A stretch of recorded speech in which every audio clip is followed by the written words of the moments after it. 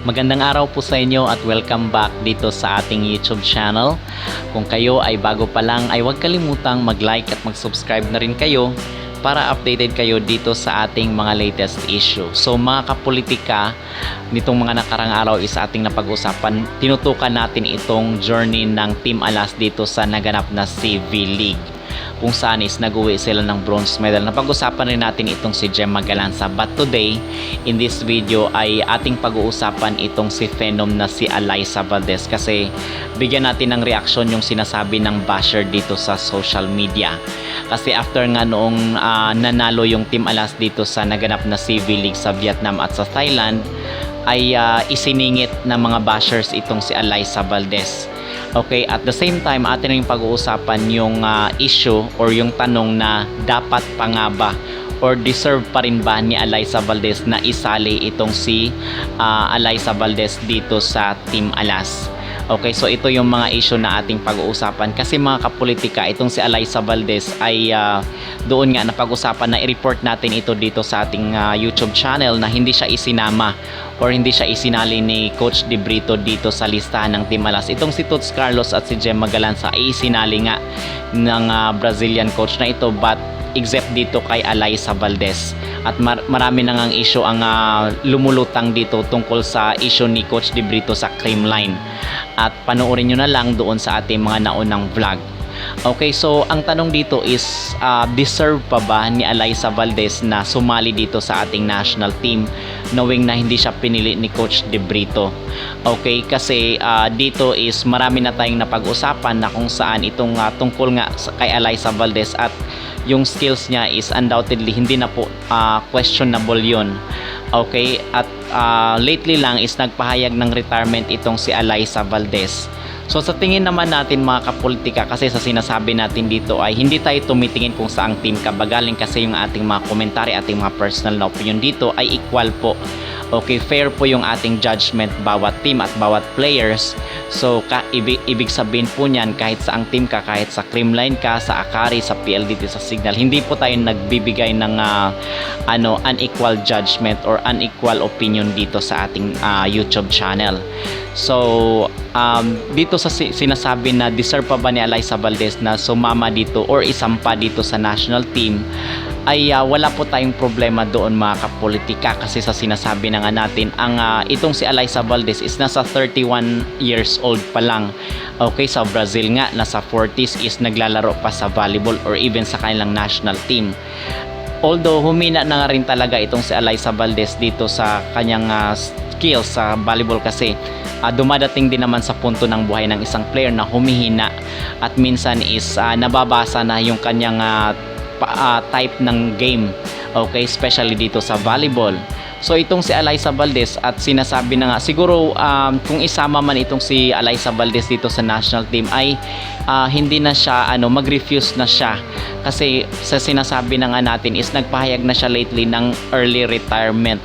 Okay, siguro sa mga pwede siya maging assistant coach, kasi magaling nga siya mag-motivate. At the same time, yung leadership ni Alyssa Valdez is hindi na po siya questionable. So kumbaga napatunayan na yung kanyang leadership, especially dito sa Creamline, na kung saan is 8 beses na nga ata or 7 beses na sila nag-champion. So ibig sabihin nito is may napatunayan na. Okay, although medyo humina itong si Alyssa, is talagang yung kanyang history from the past is yun ang living testament, na kung saan is masasabi natin na medyo may napatunayan na, kumbaga batikan na.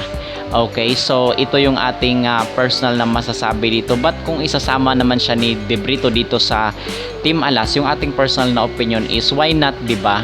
Bakit naman hindi, kung merong mai-contribute? Kasi sa sinasabi natin, as long as kahit sinong players ka pa, as long as may mai-contribute ka dito sa ating national team para maipanalo, kasi yun naman ang main goal talaga kung bakit tayo sumasali dito sa mga international games, ay para manalo. So kahit sinong players ka pa, basta may contribute ka, is talagang okay po ako doon na isali dito sa ating national team. At mga kapolitika, sa kabila po ng pagkapanalo ng ating Team Alas, ay meron pong comment itong isang basher dito sa social media. Okay, kasi itong si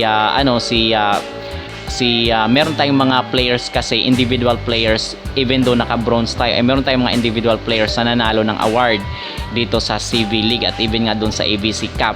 So sino ba yung mga naging highlights? So itong si Alyssa Solomon is best opposite spiker po siya. At the same time, itong si Thea Gagate best middle blocker, at itong si Gia Di Guzman na kung saan best setter doon sa ABC Cup, at dito sa CV League ay best setter din siya. Okay, so ngayon is nagkakaroon ng mga comparison itong mga nananalo ng award dito sa international na podium. At itong si Alyssa Valdez is kinukumpara nga dito bakit wala pa daw ang award itong si Alyssa Valdez sa mga international games. Kasi ang sinasabi, baka pang local players lang talaga itong si Phenom.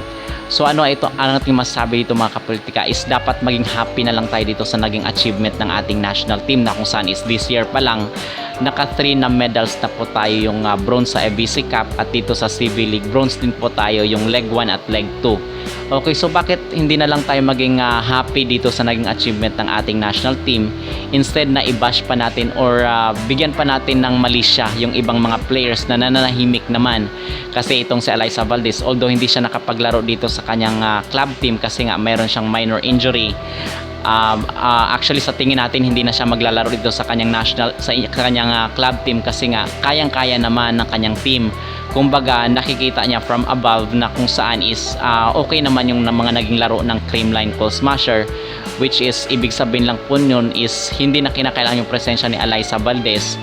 Liban na lang kung kakailanganin talaga yung kanyang presensya doon sa loob ng court, so pwede yun. But ngayon na meron siyang minor injury, actually nakikita natin siya na nagsa-sideline siya dito bilang sideline commentator sa PVL Open Conference. But I doubt na kung saan is, kung maganda naman yung laro ng mga players ng Creamline is pabayaan na lang sila, okay? Kasi maganda na yung momentum, at yung sunod-sunod na pagkapanalo ng Creamline is living testament na kung saan is kaya nang ikay yung kanilang team. Okay, so dito kay Alyssa Valdez, itong sinabi ng basher mga kapolitika na pang local player lang daw itong si Alyssa Valdez at wala pa daw award ito sa international, ay hindi na po magmamatter yun as long as yung history ng mga pinatunayan ni Alyssa Valdez dito sa larangan ng volleyball ay talagang proven and tested na. Okay, so whether kasi nga sa pangalan pa lang na basher, kahit maganda or mabuti or masama pa yung gagawin ni Alyssa Valdez ay talagang hindi ka makakaasa na maganda yung komento kasi nga basher siya. Okay, so mga kapolitika, itong si Alyssa Valdez ay wala na dapat pang patunayan yung kanyang club team dito sa PVL ay 8 times or 7 times na naging champion. So yun po ay isang malaking achievement na po ni Alyssa Valdez, regardless kung ano pa yung masasabi ng mga nagko-comment or mga basher. Kasi hindi naman talaga maiiwasan yun na lahat is always mga kapolitika, sometimes hindi tayo yung cup of tea or hindi tayo yung paborito. Okay, so okay lang po yun as long as wala tayong inaapakan na tao. So mga kapolitika, ano ang yung masabi dito? Deserve pa ba ni Alyssa Valdez na sumali dito sa ating national team just in case pipiliin siya uli ni Coach De Brito? At ano ang yung masabi dito sa sinabi ng basher na pang local lang daw at wala pa daw ang award itong si Alyssa Valdez dito sa international? Mag-comment down below at huwag kalimutang mag-like at mag-subscribe na rin kayo dito sa ating YouTube channel para updated kayo dito sa ating mga latest issue.